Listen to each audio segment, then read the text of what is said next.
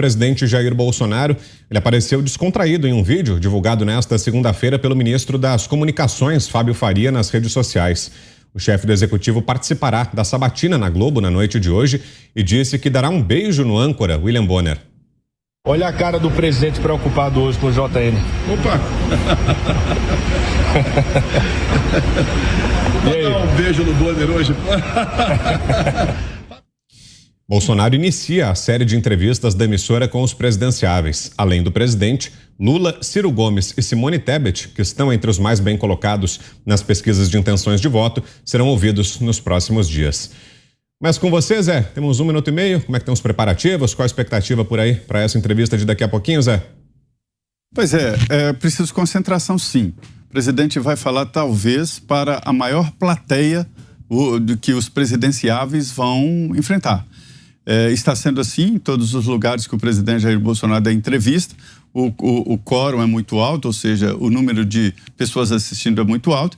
E há uma campanha também nas redes para que todos acompanhem exatamente esse desempenho do presidente.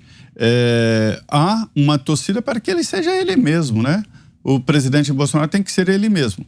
Mas as notícias hoje do Palácio é de que ele está ali se preparando, recebendo números, principalmente sobre a fome no Brasil, com dados lá convincentes de que a fome caiu no Brasil, né? Que há uma melhoria da qualidade de vida do brasileiro e assim por diante.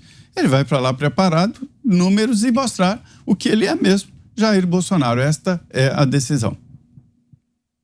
Antes do seu comentário, Schelp, vamos mostrar aqui os eventos dos quais o presidente participou durante o final de semana no Rio de Janeiro. Sobre os atos do 7 de setembro no Rio, o chefe do executivo voltou a convocar seus apoiadores para que haja uma grande mobilização popular e disse que os atos serão concentrados principalmente em Brasília, mas que haverá cerimônia no Rio e uma motociata. Ato cívico na praia, é impossível a tropa desfilar, não haverá desfile da tropa dia 7 no Rio de Janeiro. Será tudo concentrado em Brasília, terá um palanque, teremos lá movimento da Marinha na praia, nossa Força Aérea com a Esquadrilha da Fumaça, a artilharia nossa atirando, a banda Fúria Naval se fará presente e estão organizando uma grande motociata do aterro do Flamengo, passando ali por Copacabana em direção ao Leblon. Então esse parada tradicional não vai ter aquela... Não vai ter, porque como uma previsão, muita gente na praia, teremos dificuldade com a tropa se organizar para o desfile. O presidente esteve presente em uma solenidade na Academia Militar das Agulhas Negras e depois foi cumprimentar apoiadores que o aguardavam e que participaram de uma motociata. Na Via Dutra, Bolsonaro disse que está buscando a reeleição, mas rechaçou qualquer chance de suposto golpe, dizendo respeitar o resultado e estar apenas lutando pela liberdade do povo.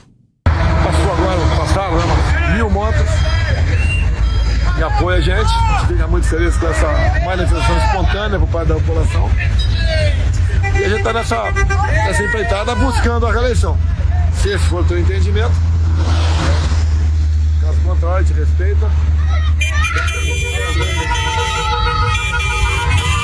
Mas a nossa democracia, nossa liberdade, acima de tudo. No domingo, o presidente participou de uma missa em Brasília acompanhado da primeira-dama, Michele Bolsonaro.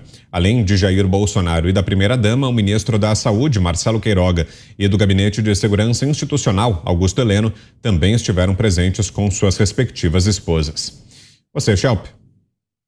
É muito importante que o presidente Jair Bolsonaro diga isso, né? Que ele vai respeitar o resultado das eleições. Por mais que isso seja óbvio, né, ou deveria ser óbvio num país democrático, numa fala de qualquer candidato de uma democracia, a questão é que o Bolsonaro já deu várias declarações dúbias em relação a aceitar ou não aceitar o resultado das eleições, ou mesmo em aceitar a realização das eleições, da votação. Em uma das várias vezes, por exemplo, em que ele disse que se não fosse do jeito que ele queria, não teria eleição, ele disse exatamente o seguinte, em maio do ano passado, abre aspas, se o parlamento brasileiro, por maioria qualificada, aprovar e promulgar, falando ali da ideia de ter o voto impresso, né, o comprovante impresso do voto eletrônico. Então vai ter voto impresso em 2022 e ponto final. Não vou nem falar mais nada, ou seja, ele prometeu, inclusive, se quer tocar mais nesse assunto. Vai ter voto impresso porque se não tiver voto impresso, sinal de que não vai ter eleição. O recado está dado. Isso ele disse em maio do ano passado. Em abril deste ano ele disse o seguinte, que poderia haver uma suspensão das eleições desse ano, e não só para presidente, mas também para os outros cargos. São sempre declarações vagas, né? Ele não deixa exatamente claro como, de que forma, por obra de quem que as eleições poderiam ser suspensas, né? E por que motivo exatamente. Então, é muito bom que dessa vez ele fale claramente que respeita o resultado, seja ele qual for, por mais que isso pareça óbvio, né? E com isso ele foca no que realmente importa, que é disputar o voto dos eleitores. Você, Augusto, que nos diz especialmente sobre a entrevista de daqui a pouco na Globo? Olha, eu vou acompanhar para comentar depois, né? Eu acho bom que o presidente Bolsonaro tenha decidido falar sem esse negócio de media training, então falar com naturalidade, ele sabe fazer isso, né? Mostrou na eleição de 2018 que ele sabe se comportar com competência, né? Numa entrevista desse tipo. Agora, eu acho que o Bolsonaro, se convidado a falar sobre declarações feitas no passado, deveria solicitar também ao William Bonner e a companheira de bancada, né, que não esquecesse de perguntar ao Lula se ele acha ainda que há democracia de sobra na Venezuela, se Cuba ainda é modelo para o Brasil e se ele continua apaixonado pela Nicarágua.